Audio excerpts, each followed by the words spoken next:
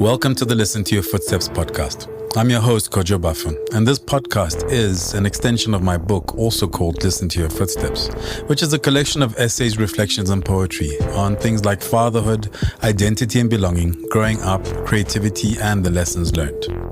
The purpose of this podcast is to gain insight and learn from the journeys that others have taken.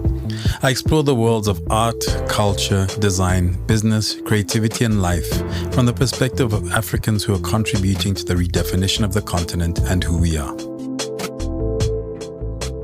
Have you ever heard of ASMR? What's it? Isn't that sleep stuff? Yeah, but it's there's ASMR for everything now. So it's like, Nicki Minaj was responding to Megan Thee Stallion. She did a whole song, and at the end of it, so it's very weird that I know about all of this, and I've even listened to this. I've even listened to the song. Did you I don't know how. No. Did you notice how I didn't say, "Yo, have you heard?" I don't know if you heard. I went in because everything's proliferated now. But it was also weird. I think it's weird because that's the one reference point you could come with where I actually know about it. Like most other things, I have no clue. No. So at the end of the song, she's like, "You bitch, you fucking hoe." So it's like ASMR, but she's like, it's wrong. It's like, it's is that terrible. what it was? Yeah, I know. I read people talking about the end. I didn't make it that far. Okay. Yeah. So that was the ASMR thing anyway. Yeah. My daughter introduced me to ASMR. I was like, yo, what is this? This sounds crazy. She's like, yeah, it helps me sleep. I'm like, yo, you read the Bible or something. So I use it. So I'm probably going to use part of this, right? You must just know. So quick introduction. My guest is Tumi Molekane. We'll get into details of who he is and what he does or doesn't do. Yeah. But so the ASMR thing I got into because I use apps for sleeping. So I've always been one of those people that play music to fall asleep. Like I always needed music playing. So I'd spend like my last 5 minutes going through the phone going, okay, what am I in the mood for to fall asleep to? Genre specific?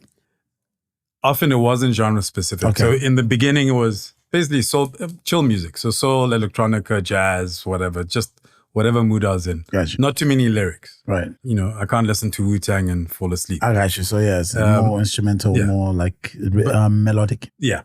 So gradually I started messing with using kind of like meditation apps. So I use one called Headspace. Okay. But I still haven't gotten around to the meditation side of things. Oh, it's just a sleep. But it has music. Okay, wow. So like music for focus. So I'll play they have playlists from different DJs, different people.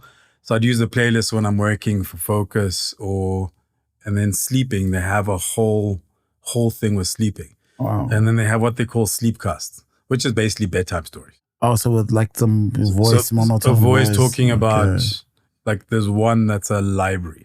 Or the first one I started listening to was a watch shop. It's a watch shop, a person walking into this classic old school watch shop. It's snowing outside or it's raining outside and going in, describing the environment. And I use that to fall asleep. But they then started adding kind of ASMR versions of that. Oh. And that's when I discovered ASMR. That's crazy. So you own your own discovery, like through that journey. That's how you wow. Yeah. I didn't know exactly what it was, but right, I was right. like, You see it in brackets. Yeah. Crazy. That what does it stand for? I don't know. No. Okay. Because my daughter was like, yo, ASMR, and then my daughter she didn't say it right. So I was like, what? That sounds like she's saying, it sounds like she's like, like bondage stuff. I don't know why. I was a little worried, bro. It's like, yo, what? Okay. I have to see this. I need to see this. What is this? And then I was like, oh, okay. This is different. This is different. But yeah, anyway. But with all of this and you being in the spaces that you've been, like all these, it's like lossless, So we're told, like we're sold all of these technologies that relate to sound and how we hear things.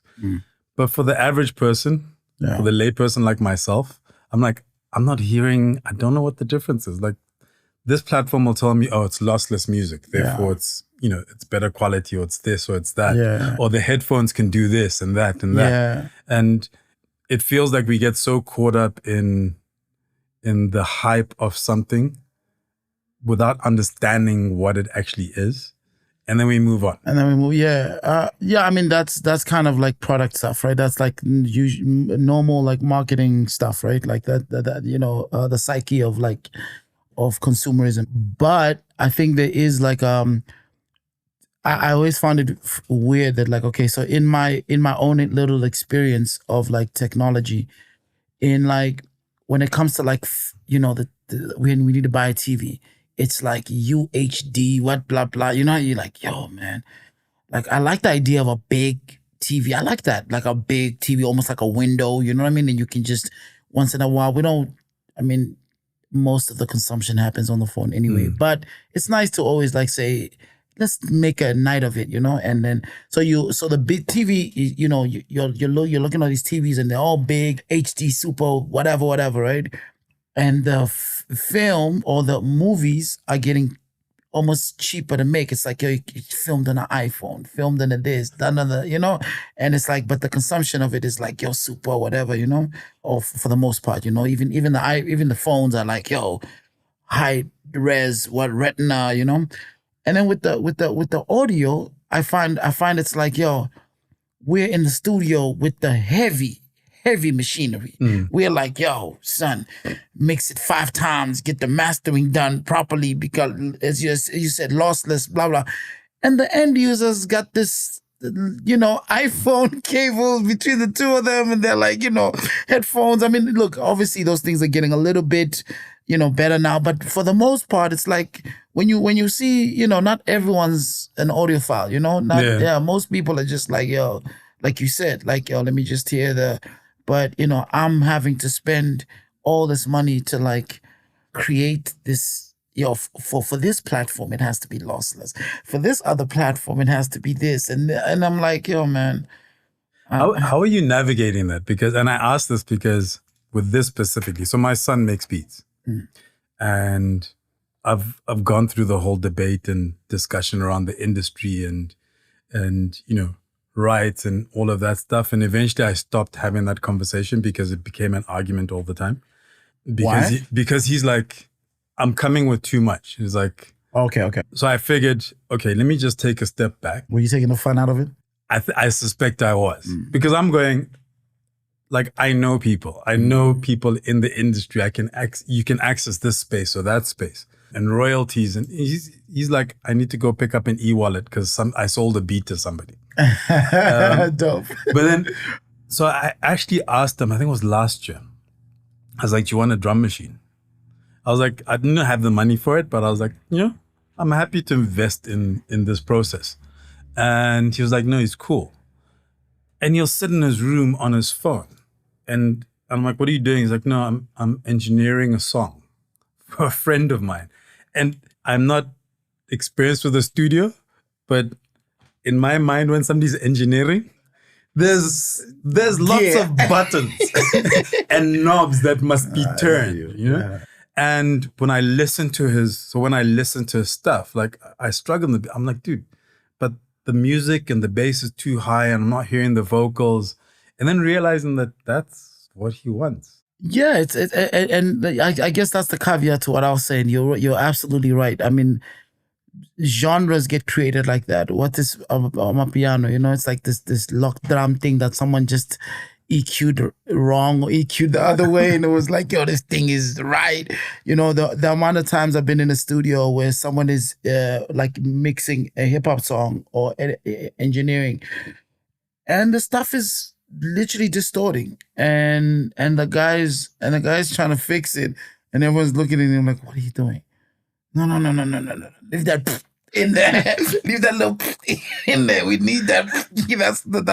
That's called the whatever. You're like, oh snap. So I think your instincts are right about trying to, obviously, you're coming from a protective, trying to help him out, navigate, and also like because you feel like I've got the access, so why not use that? But yeah, I mean, like, don't overstep. You sound like you're overstepping there.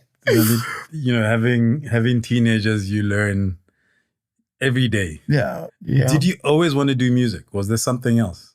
Like before music, what was there? I didn't know you could do music. So I never thought, so people who are musicians like Michael Jackson and whatnot, I didn't think that was like a job, like the way that my mother had a job.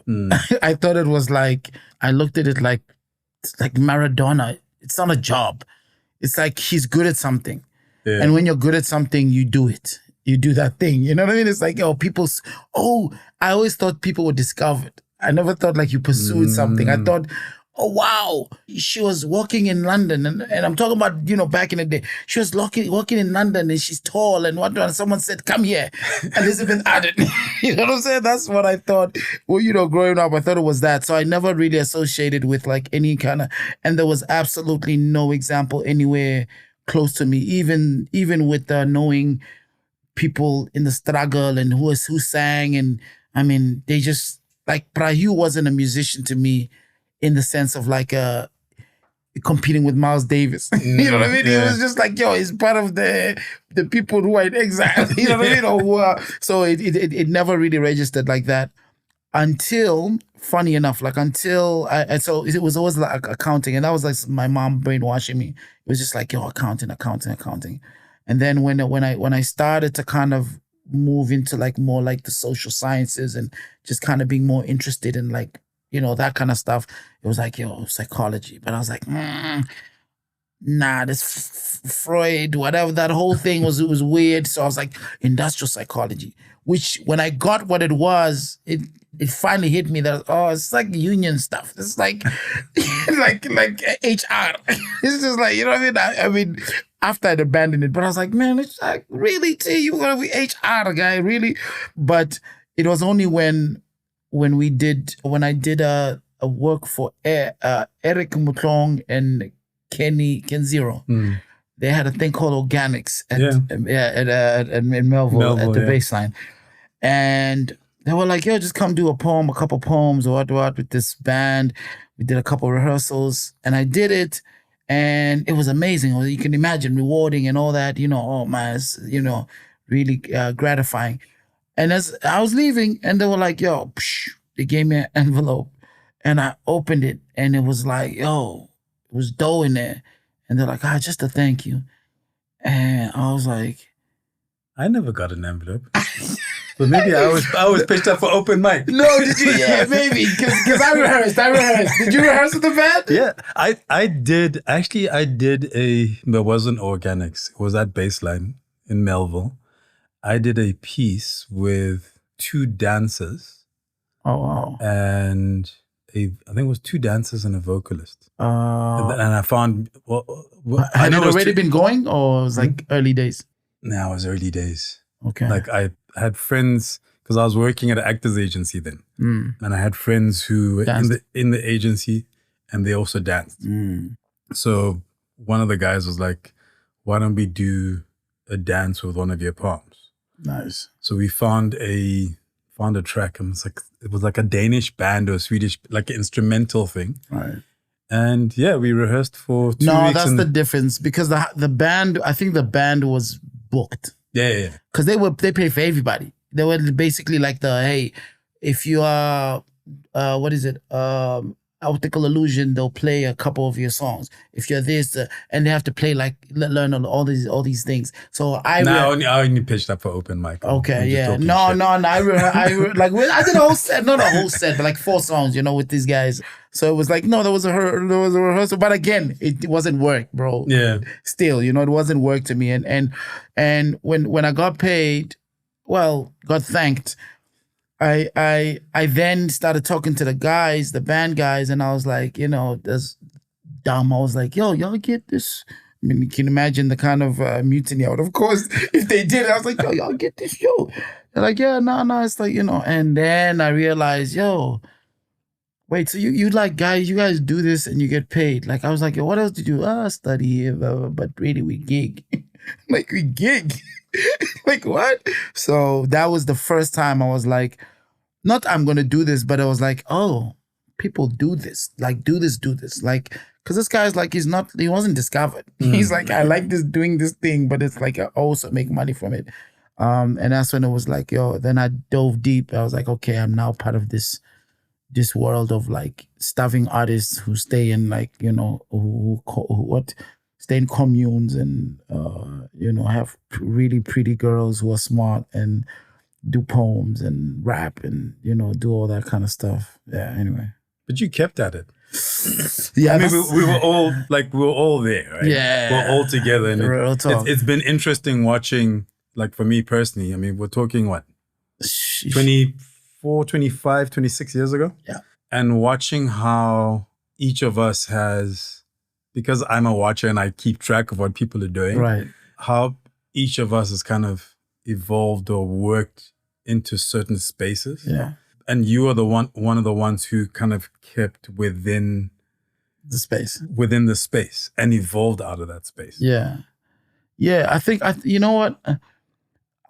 There's an element of fortune there, because I think there were like a couple of important things that happened, like, and I also recognize them as like a little bit of a privilege with my peers, So my first kind of like community or village was definitely like the rap, like the hip hop, right? The guys at the club that, even before that, where, we're going to DJ Blaze's spot and, with POC and just being groupies and, just, and that was that kind of was the first community where you're like, yo, man, if I can just kick for 4 lines in this cipher, yo, I wish, boy. And everyone goes, whoa, those are the dreams, bro. Just everyone just like, if I can just think of something that could, make them go, whoa. And coming out of that into, because that's how the poetry thing happened, obviously outside of like me reading and everything, but how that happened was because the club thing started to become really dingy. You know what I mean? It was like, like if I said to you, yo, let's go to a club, you already know what to expect. It's like, yeah, they might play all the music you like, but you know what it is. It's, it's going to be like the thing you might not want to be a part of. You know what I mean? And that's what was happening. It was like, yo, this thing is seedy. It's like, yo, it's starting to get a little like, and honestly, I just want to be here for the last 30 minutes when there's the open mic. You know what I mean? I can hear all these songs alone. If I want to hear the new stuff, I can go to Blaze or Bionic. So I was starting to hear people were just, there was this kind of like, what do you call it, man? Like when you're with this kind of hero worship and people just kind of haven't built a reputation. Doesn't matter what you say. People just, you know that thing, like it sometimes happens in like in poetry rooms where people just ooh, because of who you are. It's no more about the work. It's no more about what you're doing, right, or what you're saying. Yeah, but it's like almost, okay, but this person occupies this space, and therefore because they occupy that space, and I want proximity to that space. Right. And it's an illusion because it's the perception, right? Yes, it's really created about how I see you. Right. And because you occupy that space and I want to get into that space, the person can do no wrong. Yeah. And there's an element of performance between the two people, right? The audience and the performer, where it's like, okay, it's like sycophants, like people are just kind of like, and that gave me, it kind of gave me I got suspicious that like people weren't really like, they're not really listening to this stuff. They're not engaging it at the level that I feel like, I liked back, in the cypher or when we're really about this stuff, And so I was like, yo, turn the beat off. I just do this a cappella. And then, you know what I mean? And that introduced me to Jungle Connection and other places where it was like, yo, man, there are all these nice places where, where in fact the one was Monday Blues. Yeah. Peter, he passed away recently. Yeah. I bumped into him Not the photographer. Who's the photographer? The June 16 photographer, Peter Makurube. It was Peter Makurube, right? It was Peter Makurube. That's the Monday Blues Monday guy. Blues. Okay, yes, Peter Makurube. From Radium to Newtown. Absolutely. OG. You know, I went to the first one I went to was the one in Brixton. And I was like, I saw Z there for the first time. And there was a drummer guy who used to be not the newsreader, but a sports white dude, Nick something. I forget. Like he was just there to play drums. He was like, yeah, I'm gonna play drums. And you could tell it was a bohemian, you know what I mean? Like that kind of, you know, liberal, anti-apartheid guys who are like, you know what I mean? Some in the struggle, and then arty guys, Melvillites, you know what I mean? That kind of vibe. And then this kind of very new thing that was happening with the street urban stuff, you know what I mean? So Z was like, you know, you might have heard of a Saul Williams, or you might have seen something like that in the US, but not as complete, you know what I mean, as what this guy's doing. This dude is like, and I know rap, so I know this ain't rapping. What this guy's doing is, you know, so that kind of like, I was like, yo, what is this, bro? What, you know? And he was there with Sammy, and I knew this other sister called Shamima. Apologies. Don't crucify me, guys. I love her to death, you know, and I really. But anyway, and we're like, yo, man, let's link up on, like, you know, just chill out. I was dating Nandi at the time, Mama Gashaka, and you know, she came also from like the being in the hip hop space and just being like a, you know, a patronizing hip hop in her head, you know, and she wrote, but she wouldn't be in a cipher. You feel me? And so there was this space where that thing that wasn't happening at the club started to happen, where you'd hear something. It was like a book club, bro, with like little nerds. But you know, you kick a poem and we talk about it. You know what I mean? And it's without all the buzzwords, it was a safe space. You know what I mean? So it's always interesting to me because I always tell people, like, Jungle Connection, I got to see David Gau starting out, trying to, you know, working on comedy. I got to see Lebo and Slicker, Sugar Smacks and Slicker on stage before Squatter Camp broke. Because it was the kind of space where you literally just pitched up and went, can I go on the list? And you got on stage and we accepted whatever it is that you did. I mean, in the same way as the club and any other space, it did evolve and reach that point where it was like, celebrity. Is this thing really worth going to? Yeah, exactly. It became like the place to go. It became hot. Yeah, every time that's why clubs kind of change their names every year and a half or two. Because it's like, yo, I don't go to that club.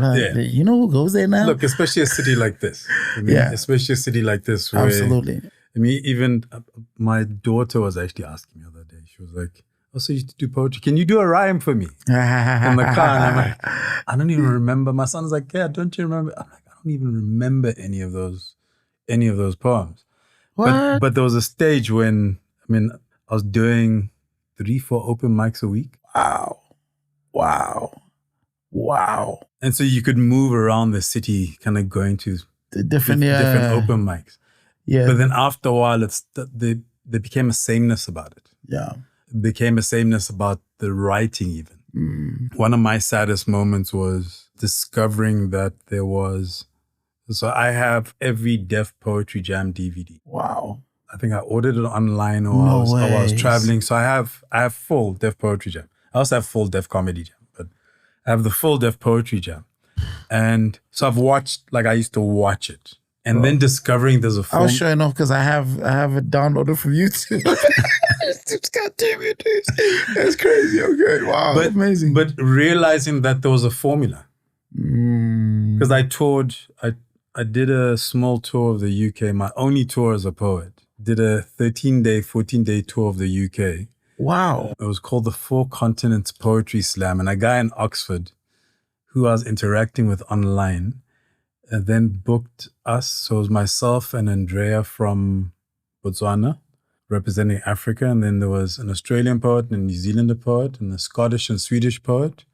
And was it a slam or just like it was slam, but we literally moved every day. We'd move to a different city, and then do a slam in a pub, a club, Amazing. and it was amongst us. So we're doing the same poems, but realizing that after a while, like particularly with Americans and particularly a particular group of them, you can hear, like, you start to see the formula in terms of tone.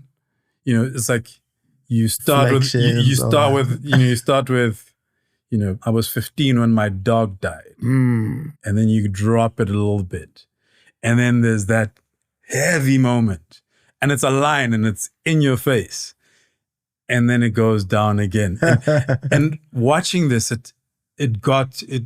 So that sameness that I was finding in the poetry I was watching online, I was starting to see a lot of it on stage. In essay. In essay. And that also, there was growing up. Yeah. And, having a wife and having responsibilities, right. And poetry not being able to, because I tried my bit at, okay, let me do this properly. Like formalized commissions, commissions, performances, etc., and it just wasn't working. But at the same time, I stopped going out because I wasn't enjoying what I'm hearing. Like, you listen to 10 poems and kind of one has that moment where it's like, yeah, okay, there's something there. Yeah, that's the saturation moment, right? Where it's like, the people who were driven to those little corners were driven by impulse, by provocation, by inspiration, by, you know what I mean? And then once the thing kind of saturates, it's like, no, it's a good night out. It's a good night out. Someone's gonna, these guys are really good. We must go watch, and then it's like, my wife, who's a lawyer and has nothing to do with anything we're talking about. It's like, I did poems as well in university, and and got a little name for myself. And I was like, I remember someone talking about poetry at UP in Pretoria, and I'm like, that at that point, trust me, it was like, it was a field day, and that's, it's interesting because those are the things, you said I kept at it, and those are the things that while I was talking about, like, the privilege is that I could remove one, finding that group. One, we could literally remove ourselves from, like, let's say Jungle Connection is not popping, whatever, we could still get our things off within a group, within you know what I mean? And so the growth doesn't stop. The love for it doesn't stop. You know what I mean? And kind of you chisel away at the stuff, the other stuff, the celebrity bits, you know what I mean? All those, So that was the one privilege. Like, look, I wish I could say, yeah, baby, it was all my wisdom and it just felt right to always link up. You know what I mean? And to kind of do that. And of course, the guys who fell away, the guys who couldn't, and life is life, So it's like, circumstances happen, and I think that, and then like having the facility to record. Like, I got the opportunity to kind of go to a studio. Wadi, actually, from the Antwoord, he was like, he took a liking to me, heard me, was like, you're so dope. And he thought I was going to be his Robin. The Robin to his Batman went to the club with me remember when Jean Grey and them came? Yeah, LP and them. He was like, I'm going to bring you out, and then it's going to be amazing. Babito. They were down at Metropolis.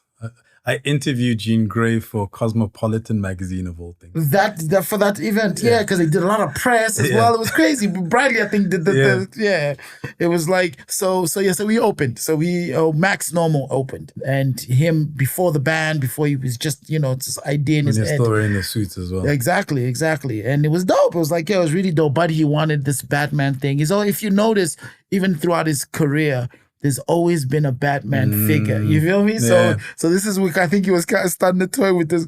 But the problem with that is that I had already built. Yeah. So when he brought me out, he got the shock of his life. He was like, what? This can't be Batman. This guy's got a rep here, you know?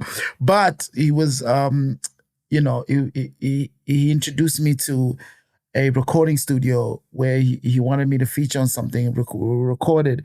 And the dude who was recording him was like, yo, man, if you want, you can come back on Tuesday. And I was like, okay, I'll come back on Tuesday.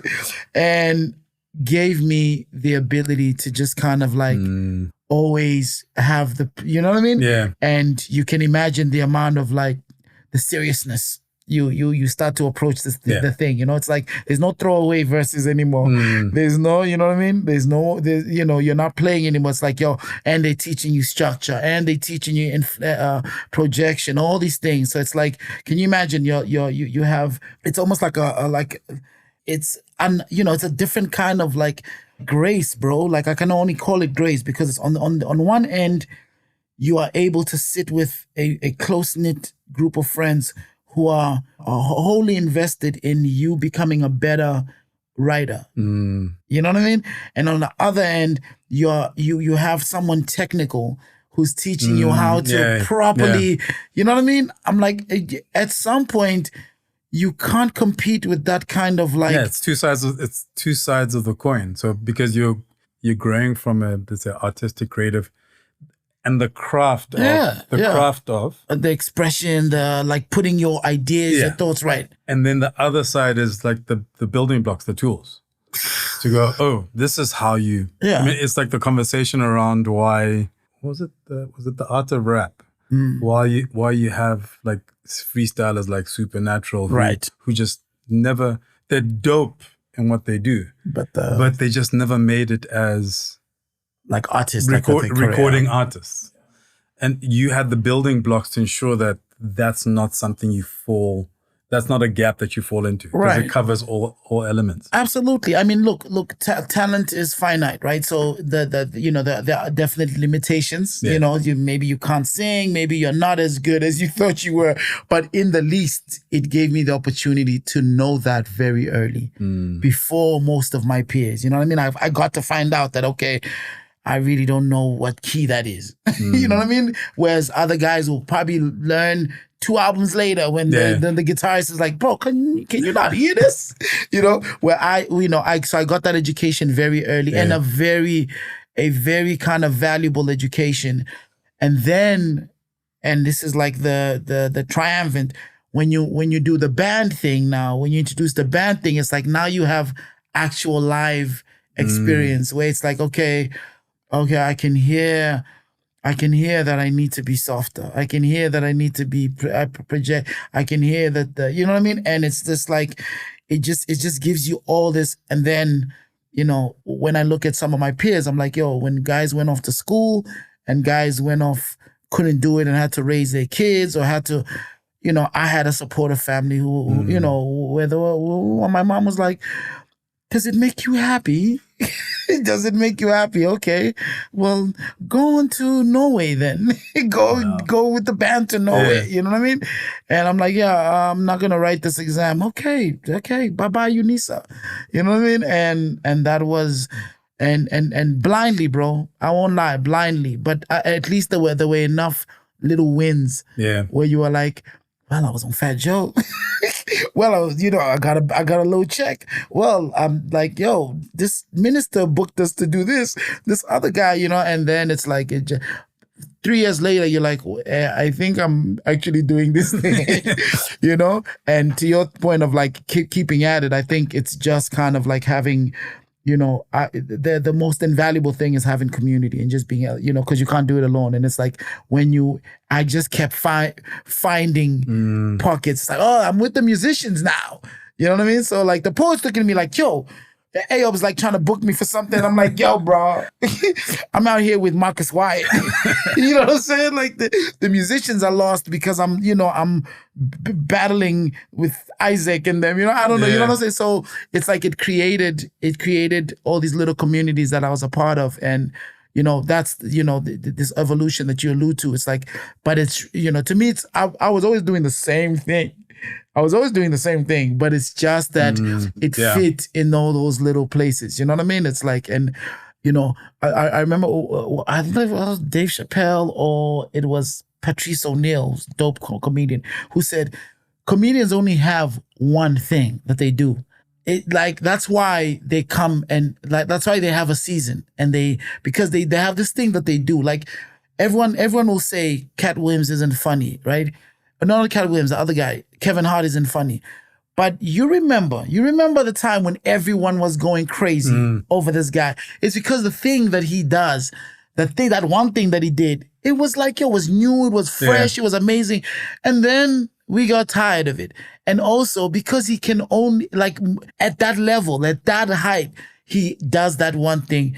He might have a talent for acting, for this, but he's no Denzel. You know what I mean? Yeah. He's no this, So, and that's the thing. It's like the great ones, that thing they do fits in many different places. Spaces. You know what I mean? Like Eddie was doing Eddie, but is like his movies as well.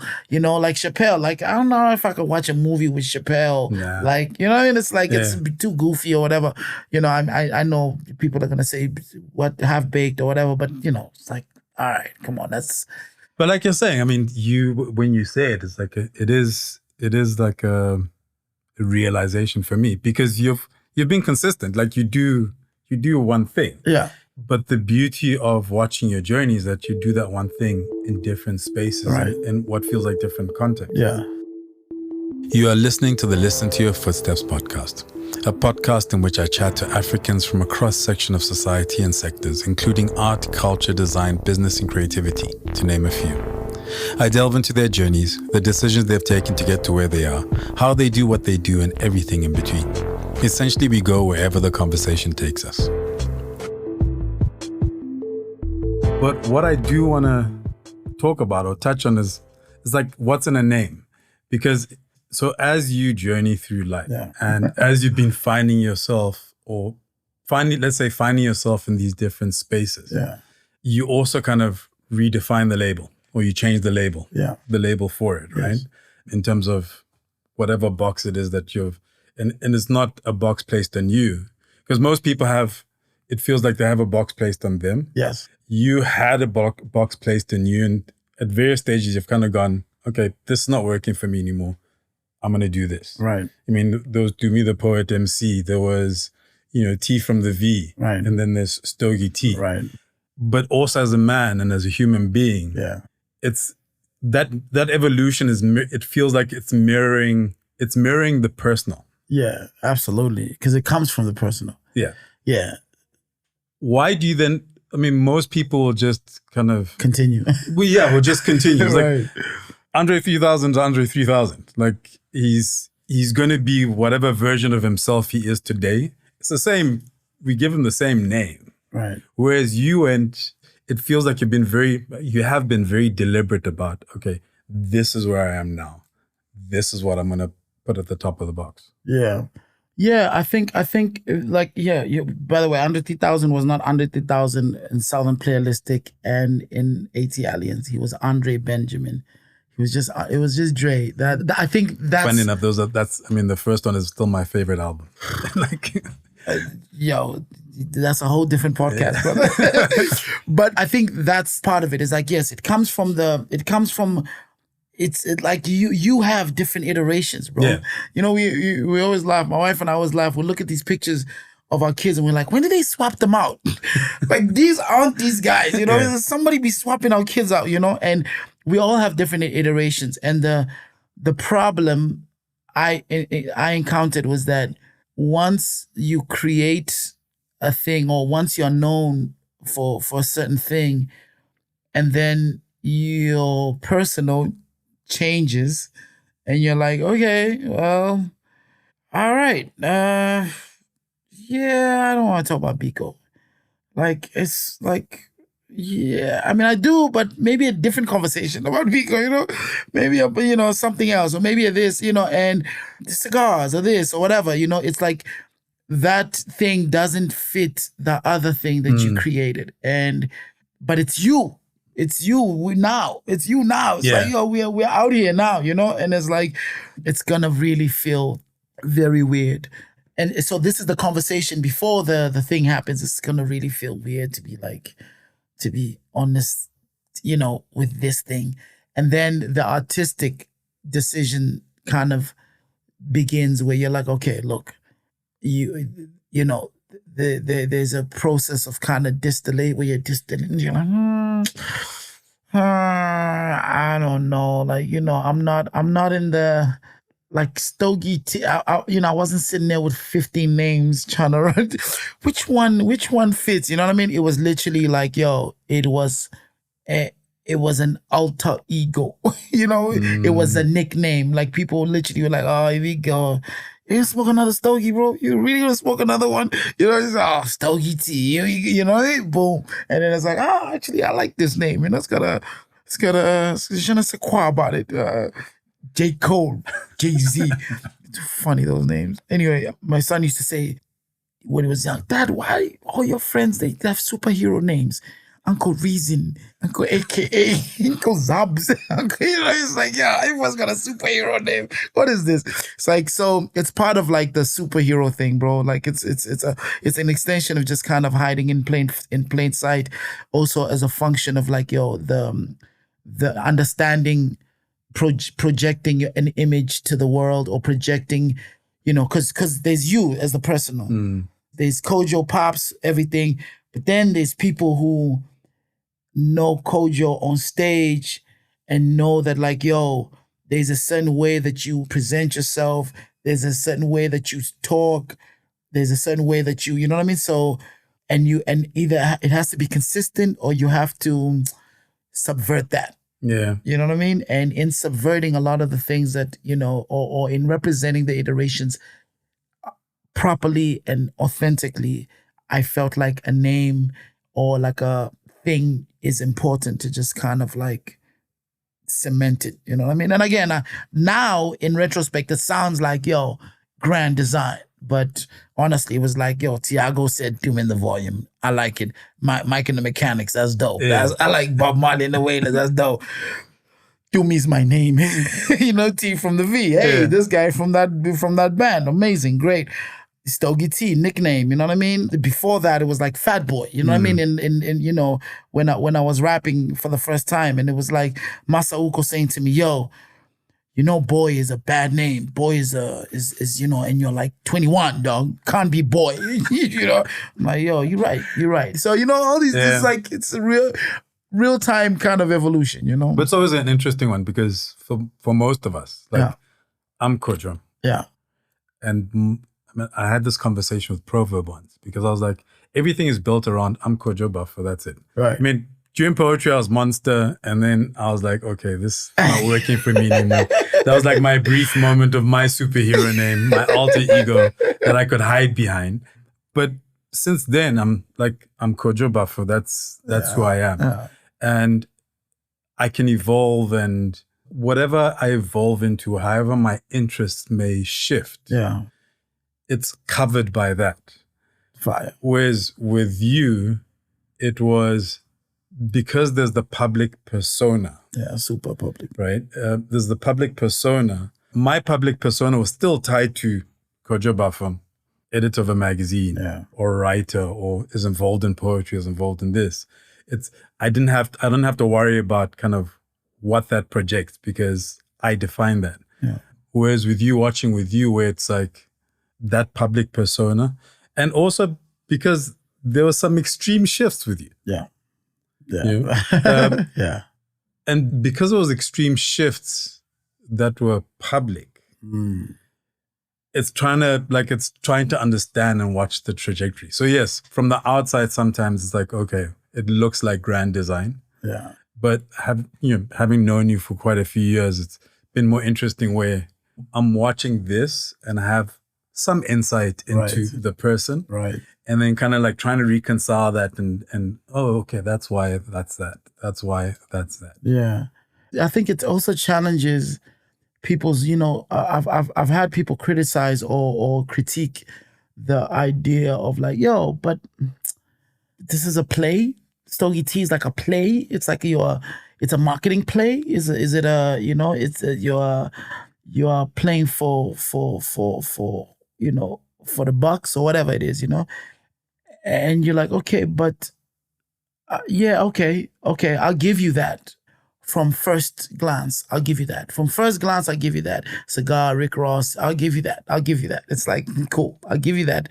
But if you're really having a conversation about it, then I'm gonna give pushback, because you're not listening to what it is I'm doing.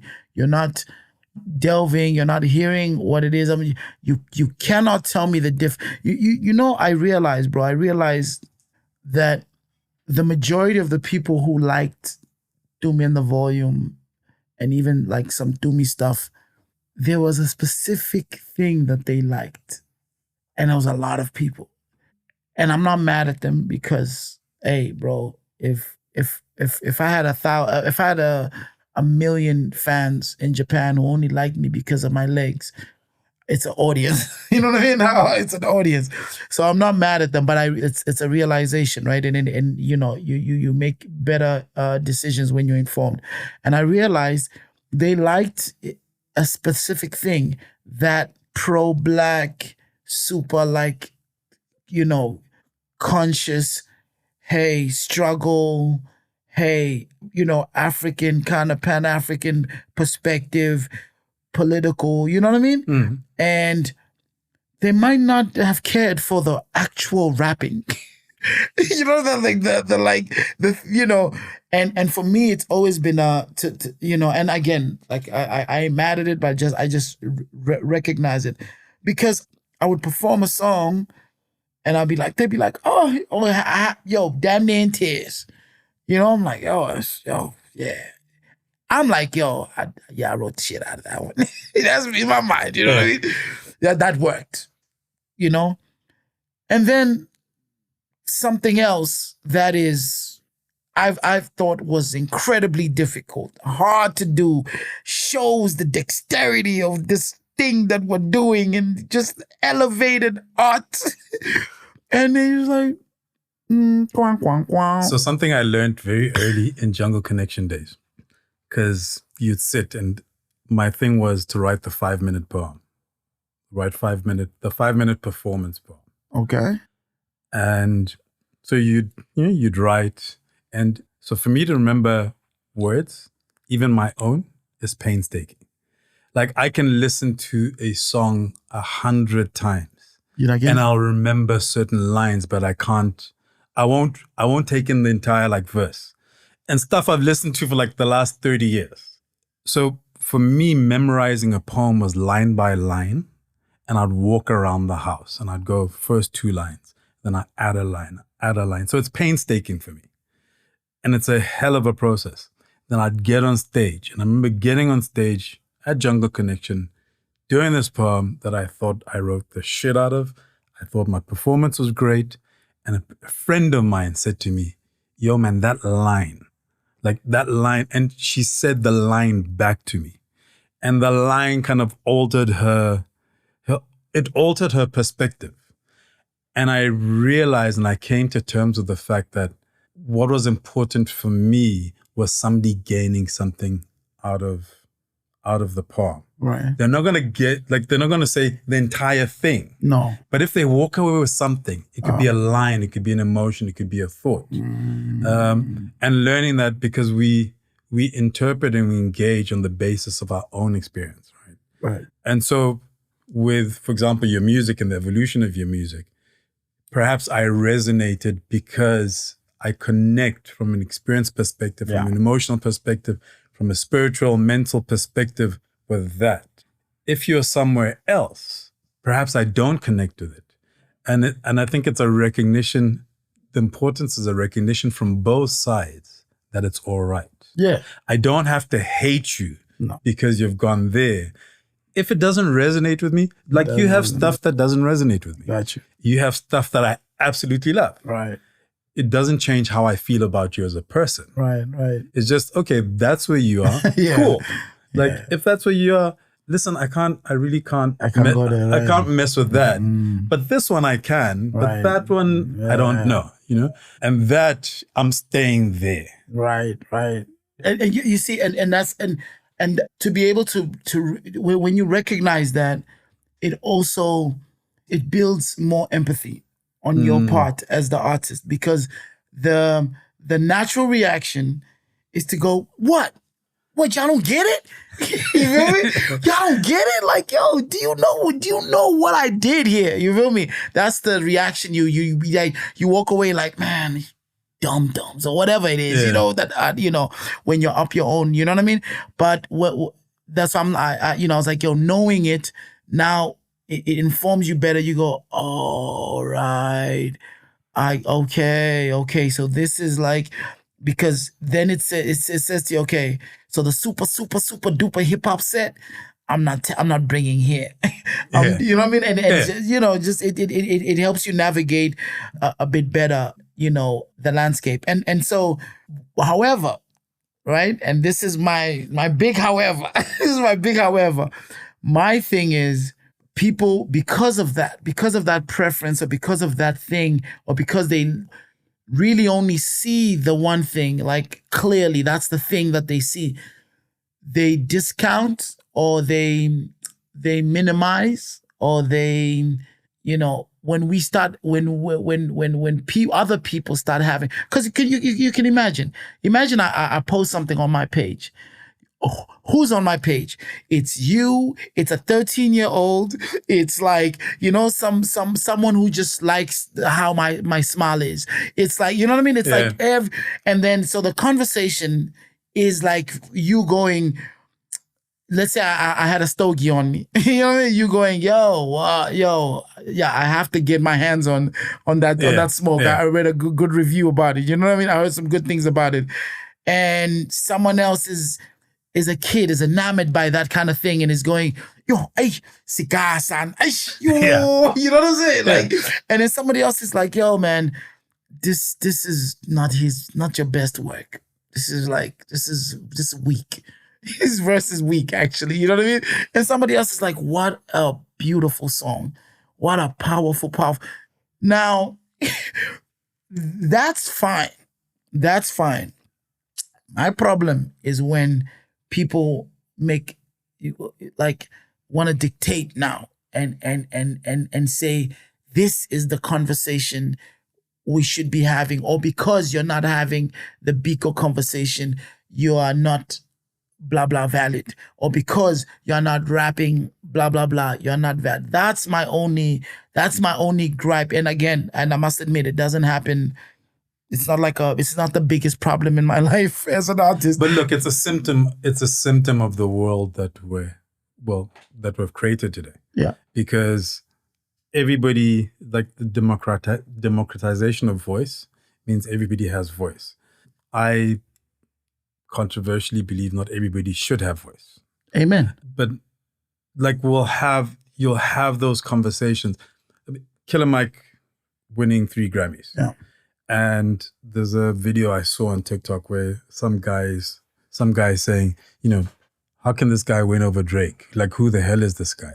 And the commentary is like, you have a hip hop page, a hip hop commentary page, and you don't know who Killer Mike is. That's where the problem lies. And for me, that's the world that we've created. Anything that happens, everybody feels the need to have an outed conversation and to share their opinion on that thing. Whereas for me, often it's just a case of, do I like it? Don't I like it? Oh, I like it. Cool. I'm going to enjoy it. I have opinions on a lot of things. Right. I just don't need to put those opinions out into the world, because they're not adding any value to the process. My father always used to say, when you say something, it must add value to the conversation. If it's not adding value to the conversation, then what's the purpose? The purpose is I inserted myself. That's it. Yeah. And then you add 1,000 of those, Yeah. and it's the noise that we're surrounded by every single day. Yeah. So we're not even having an engaging conversation on that thing. No. It's just and everything is kind of on the surface. And that's why you find I'm assuming also to a certain extent, you'll have that visceral reaction because you've got such conflicting, like from one space, you've got conflicting views. And if you're not centered and if you're not clear on what you're doing, which you see with a lot of people in public spaces, not just music, across the board. If you haven't found that center, you just get pulled left, right, and center, and it starts to affect your view of yourself. Yeah, absolutely. Well said. I mean, it's like, you have young, men and women who are on social media who, for some one or another reason, they're like, they're popular, they're famous. And it's like, you see them arguing, you see them like really like taking to heart these, you know what I mean? These guys, and you're like, I remember shooting a video in Alex, bro, and we drove past the post office, and there was a line of guys on the fence, like kids, man, on the fence, looking like zombies, just doing this, staring into their phones. I was like, man, what? Like, it was like 11 a.m., bro. It was like, school, work, what's going on? Like, no, those guys are bumming Wi-Fi. So in my mind, I'm going, so these are the guys I'm fighting with. I'm fighting with this guy on Twitter. This is a guy who's telling me, you ain't nothing, still. You ain't got nothing. I'm like, bruh. And now you have cameras there, bro. Like, remember who you're arguing with. Because, and I mean, I guess, look, it's also a kind of logical fallacy to, to say like, to argue from authority, to say like, because I was at the club or because I was at Jungle Connection or because we saw these things, we know what's, you know what I mean? It's like, you may have a unique perspective and you may have an elevated perspective on something because of your experience, but you can be wrong. Yeah. We can be wrong. We, you and I mean, it feels like that's what we're suffering in South Africa. It's like the fact that, you are part of those guys who liberated us. Now you can, you know what I mean? We're not allowed to call you out because, you know what I mean? You've got a get out of jail free card, and, those kind of things kind of create, I guess, crazy expectations from people. Yeah. You are listening to the Listen to Your Footsteps podcast, a podcast in which I chat to Africans from a cross-section of society and sectors, including art, culture, design, business, and creativity, to name a few. I delve into their journeys, the decisions they've taken to get to where they are, how they do what they do, and everything in between. Essentially, we go wherever the conversation takes us. So taking all of this into consideration. Yes, sir. And we started off talking about your daughter introducing you to ASMR. Yeah. How do you then navigate, parenting in this world which has a particular perception of you, and also having, because I have the same, having a son and a daughter? Yeah. Well, the perspective, I tried for the longest time. I tried it my way, and my way means, fairly well-read guy, well-raised. I know my way around, rationality and, you know what I mean? Moral compass is there and, and I tried my own way and it led me to destruction. Like it really did. And until I was born again, until I found Jesus, it all started to make sense for me. It's like, the purpose of family, the purpose of children, the purpose of what we're here for. For me, that's my perspective. That's my lens right now, and that, and we've been lucky. We've been lucky that like, it's like, with the crazy, like changing world and all this, it's like, we haven't damaged people as much as we, you know what I mean?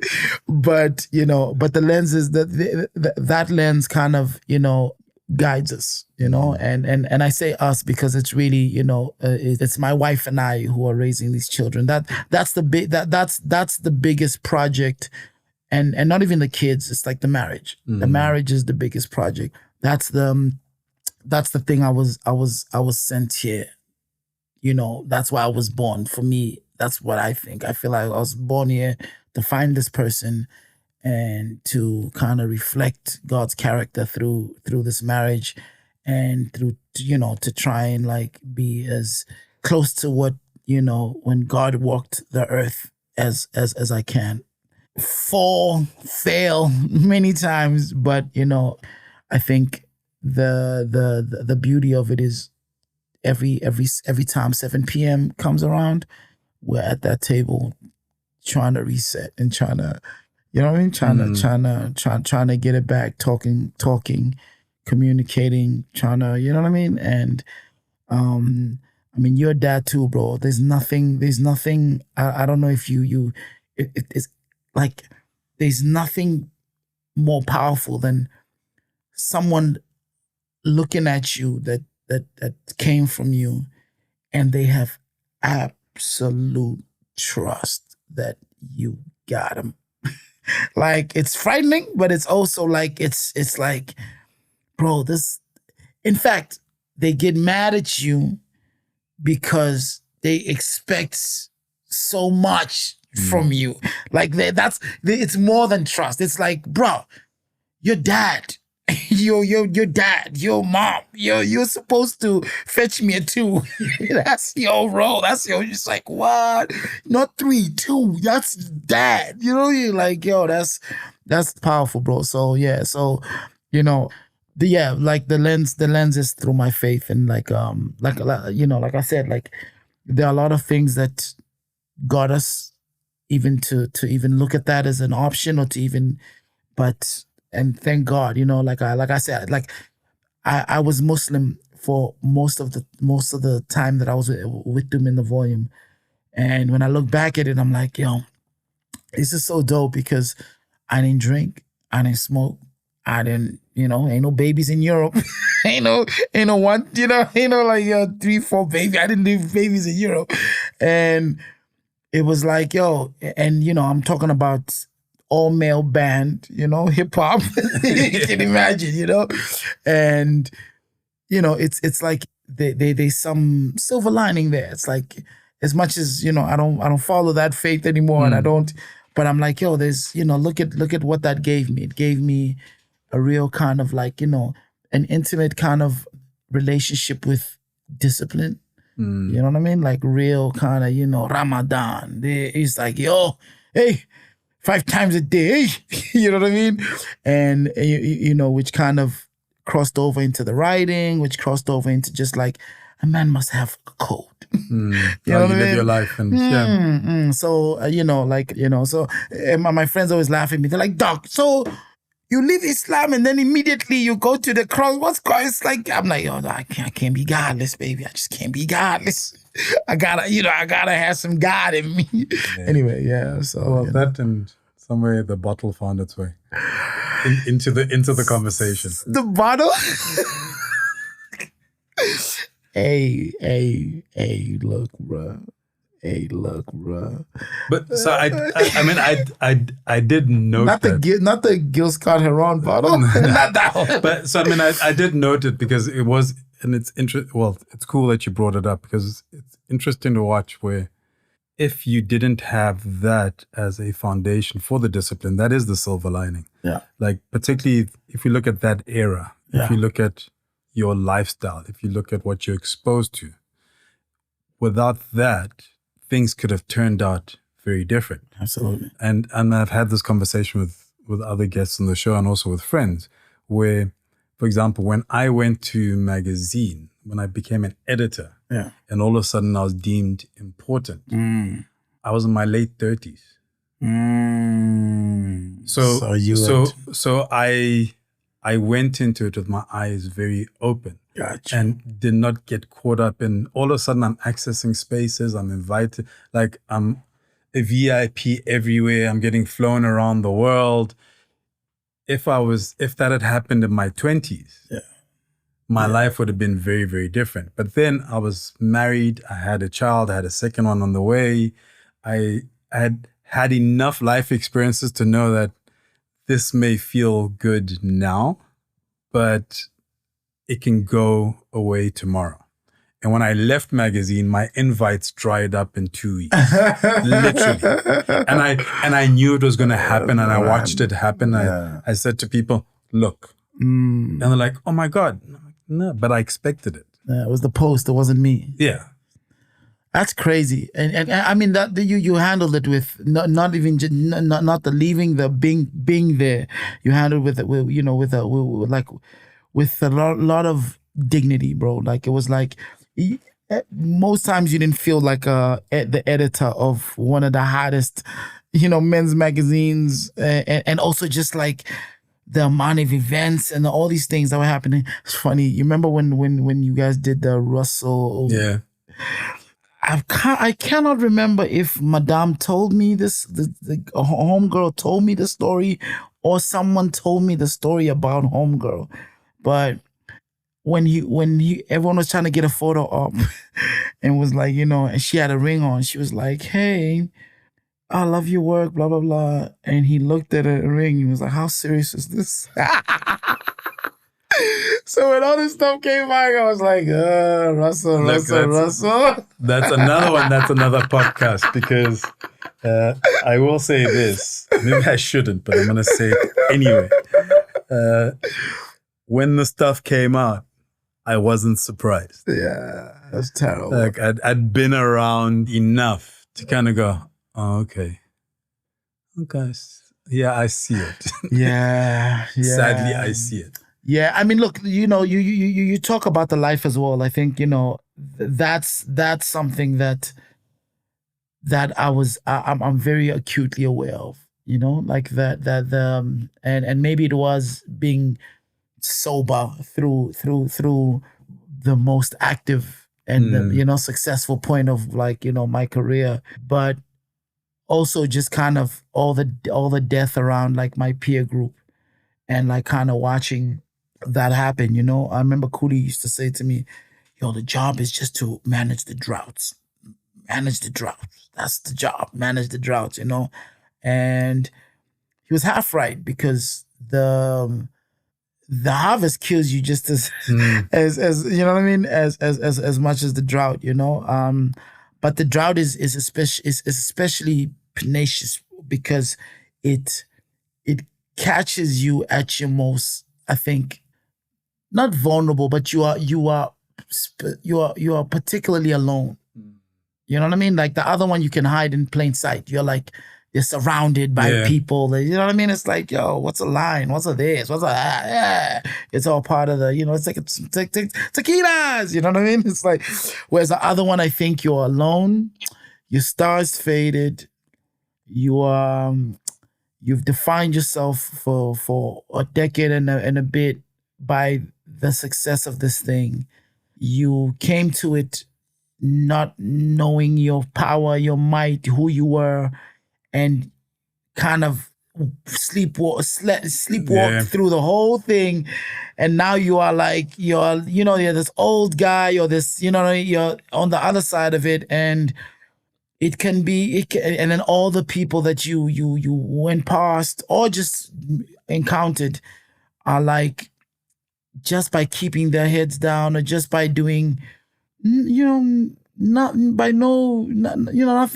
extraordinary, but they're doing way better than you. They're, their semblance of normality seems way healthier than yours, you know? And I feel like, without naming any names or, I think that is probably the most, the deadliest, thing that has happened with at least people in my world, like in music, what I mean? Where it's like, yo, that thing is like, where you don't want to be reminded of the superhero, because it's like nothing resembles the superhero, you know what I mean? So you rather, for me personally, I was always like, it's a job. We did the opening of some Olympics thing, and in Cape Town, it was wild. Flew in, flew out, killed it. 30,000 people there in the square somewhere in Cape Town. People Tumi in the volume was crazy. 10 p.m. I was washing my socks in Melville, bro. Melville, I was washing my socks because I had like 4 pairs and they were all dirty. And I was sitting in the laundry room washing my socks and thinking to myself, this ain't real. Either this thing I'm doing now, washing my socks, ain't real, or that 30,000, other one ain't real. You feel me? And this one I do way more often than the other one. So I was like, no. This thing, no. And that doesn't mean you don't get, lost in a sauce. That doesn't mean you don't want to like, yo, my love, no. We going out tonight. We going out. Which restaurant, my love? The one where, where they have all the people looking. Yeah, that's the one we going to. Damn it, But this is probably the best part of this conversation is that's where, like, kind of like cigars, like slotted in perfectly in my life. Because I was at a point, I won't lie to you, bro, where I was looking for advice. I was really actively looking for advice. I had smoked a cigarette after school at like Standard 9. Yeah. Got taxi ranking in Pretoria. I bought a loose. I was like, took a drag, bro. I almost died. I almost died. I was like, my God knows me. Because also, in Islam, like a lot, like smoking is not really, it's not the worst thing you could be. So that was kind of prevalent in those circles. So it's like, guys would be in Ramadan, or they'd be waiting there patiently for the Sunday. So for the cigarette, more than the food, more than the water, So I tried the cigarette. I was like, yo, death. Alcohol I was never gonna do because, I was too much in there. And girls, I tell you, with girls, I had a couple body image issues, as much as I was, I felt like in my head I was like a fly hip hop dude, but I had a couple body image issues, and also I'm a bit too like, I'm still super sensitive. So it's like, just like the honey dip word, the way is like, it's too, you know what I mean? I'd sooner violate myself back then than go like, be reckless with people's hearts. That doesn't mean, you don't play around and, flirt, whatever. But I'm just saying that wasn't even a thing, you know what I mean? And Paris, bro, this dude walks up. I don't know if I ever told you this story. This dude walks up. I'm at a cafe. They always have the cafes. They get like 1 hour of sun a year. So you're all lined up. Everyone's like, everybody looking out at the street in the same direction. He's trying to get some sun. So I'm like, yo, day off. I'm like, you know what? Let me try this thing, man. I got the Kindle. I'm feeling myself. Let me just try and enjoy the sun. Let me, when in Rome. So I chill there, corner of my eye, dude looking like he came out. Remember, this is Sartorialist. Remember that blog? Came out of the fashion blog, bro. Yo, French man, not shaven, like, no tie, one button off, 3-piece suit. Clean, rugged though, got a little leather pouch, sits down. I'm like, oh, it's a good looking guy. Salute. Continue my, my book. Takes out this like, this little gold cutter thing, puts it, I don't know what it is, bro. I'm just like watching. Takes out this lighter. And it's like, yo, you want one of those expensive DuPont joints, big ones. Those.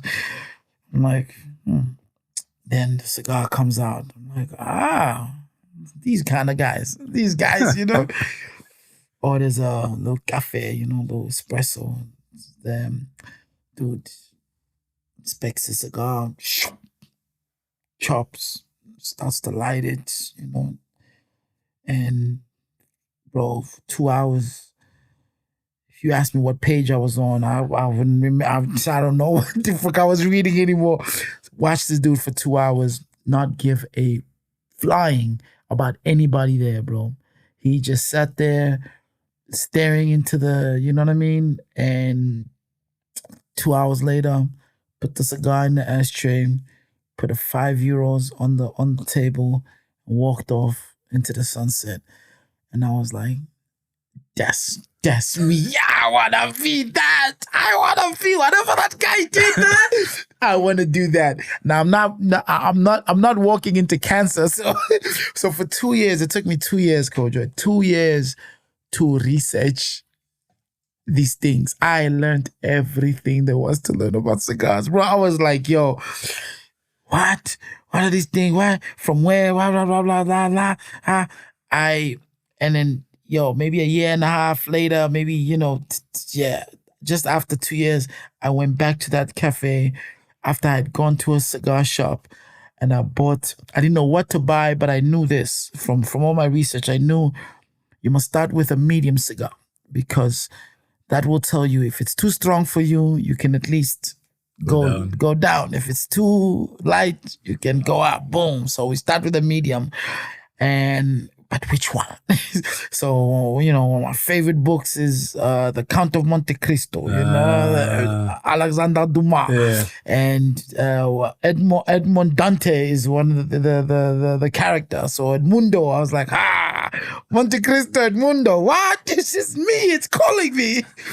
Bro, for 2 hours, maybe even more with me, I butchered the hell out of that cigar. Thing is falling apart. I'm like, but when I was done, bro, it was like, that's my thing. That is my thing. Like, I don't need community. I don't need guys. It's my thing. I can do it alone at home. I can, you know what I mean? I can do it in a club. I can do whatever. It's my thing. And years after I'd been smoking, I remember being out with a friend, and I said, yeah, I'm going to the bathroom. I was mid-smoke. I was like, I'm going to the bathroom. Can you just hold this for me? And then I'll be back quickly.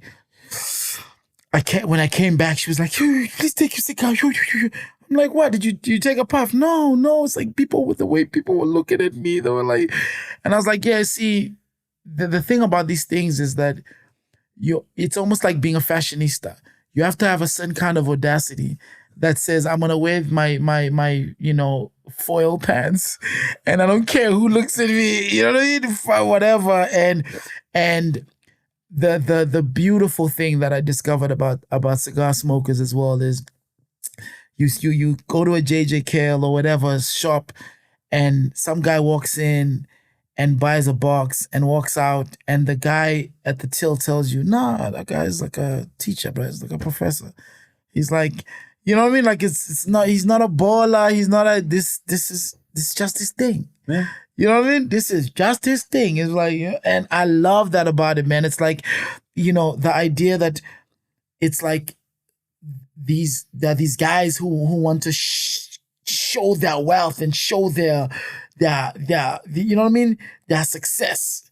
And then there are these ladies who literally just smoke this. They roll this thing up and smoke it for 3 hours, and it's like, you know what I mean? Yeah. And you and I will probably pick the one the ladies are smoking. You know what I mean? Yeah. But that's that's a wide range of, you know what I mean, of folks, bro. But that just came to represent so much. Like, it became a little bit of a refuge, and I think it took parts of the things that like I was looking for in the music, it carried the load a little, where I'm like, dog, like, how many times you gonna tell me I'm dope? It's like, it's not really, I'm not gonna write. I'm not gonna write anymore. So, or I'm not gonna write as much. I'm not gonna, you know what I mean? And where am I gonna get that from? I'm not my work. I'm not Stogie T. Yeah. I'm Tumi. You know what I mean? I am actually, you know what I mean? I'm going to, but again, I always have to insert the what comes from the personal into the thing, so that I cannot perform. I cannot pretend. Yeah. You know what I mean? It's like when I'm smoking a cigar at the gig, it's not an act. It's what I would be doing, you know what I mean? On my rest day or whatever. So, yeah. So as we close up, where are you now? Where am I now? Yeah. Where are you now just in terms of life? How you're living your life? Yeah. I want to say plans for the future. Like I'm not asking in terms of, okay, I'm going to do this. I'm going to do that. I'm going to do that. I'm going to do that. Just kind of, where are you now? I think, just, trying to grow in my faith, trying to exit gracefully from the thing that kind of like most of the world knows me as or for, and trying to evolve that.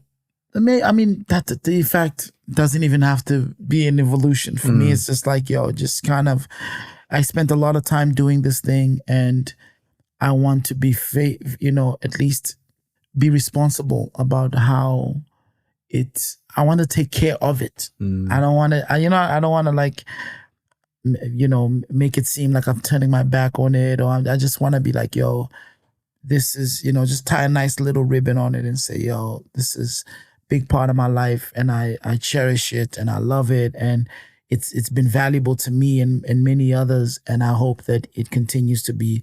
So that's probably what I'm concerned with the most, is like kind of, because I'm definitely for years I've been like, I'm leaving. I'm leaving. You know what I mean? I probably even told you. Yeah, you have said it several times. So I just, I'm literally just, and, but I'm getting to a point where close people are starting to say, Band-Aid, baby, just, so I'm like, but just, that's it, bro. That's it. Cool. Thank you very much for your time, bro. Salute, brother. Salute. So Ayob sends a message: autonomous sensory meridian response. That's what ASMR. Autonomous sensory meridian response. I have no idea what that means, but yeah. Autonomous sensory meridian response. That sounds like such a highfalutin way to just say soft voice speaking and yeah. Amazing. Thanks a lot, man. Thank you very much. Oh, snap. The Listen to Your Footsteps podcast is produced by Zebra Culture. If you have ideas of what we can do better, people you'd like us to have a conversation with, or would just like to share a thought, you can email me on info@zebraculture.com. To check out past episodes, go to kojobuffer.com/podcasts. And if you enjoyed this episode, please share with a friend. If you'd like to get a copy of the book, Listen to Your Footsteps, check out kojobuffer.com/book. There are details on the various spaces it's available at. I'd also appreciate it if you could leave a review or comment wherever you listen to your podcasts.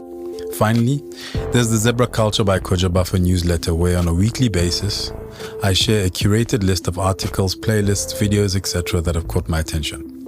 Thank you for listening. I hope you enjoyed listening to the conversation as much as I enjoyed having it.